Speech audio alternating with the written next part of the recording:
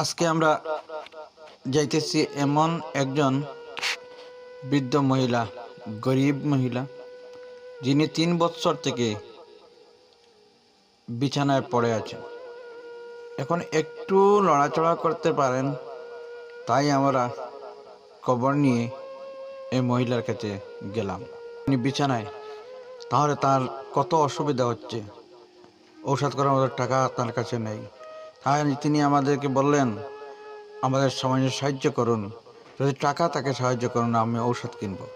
কিন্তু আমরা তো কাউকে তো টাকা পয়সা দেই না।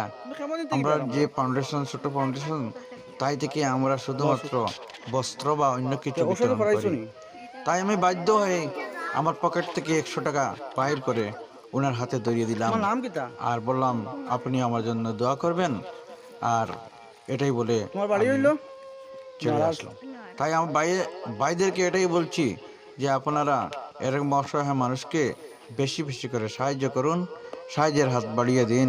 আমরা সবাই মিলে এই সাহায্য করি, যেন উনি যতদিন বেঁচে থাকেন ততদিনই একটু শান্তিতে একটু ঔষধ কিনে ওনার জীবনটা সার্থক হয়। এটাই বলে কথা এখানেই শেষ করলাম। ধন্যবাদ। এমনই জীবন করহে গঠন, মরিবে তুমি, কাঁদিবে ভুবন। ভাই, দুনিয়াটা এখানেই শেষ নয়।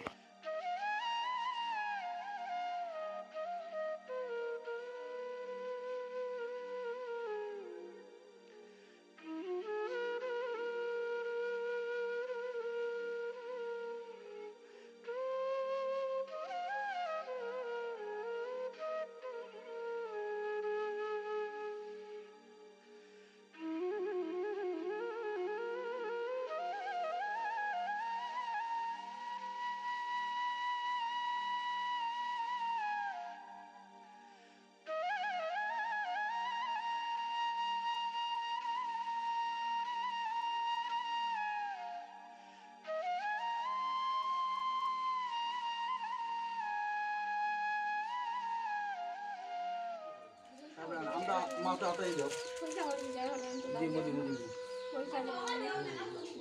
আটাই দাও। আচ্ছা, ঠিক আছে, আমরা দোয়া করি।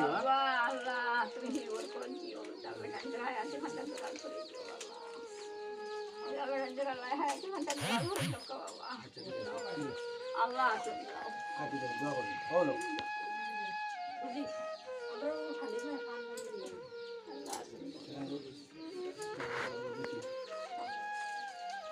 আচ্ছা, আমরা ফাউন্ডেশন আরও আছে মানুষ, তোমারে আমি একটা কথা 100 টাকা দিয়া।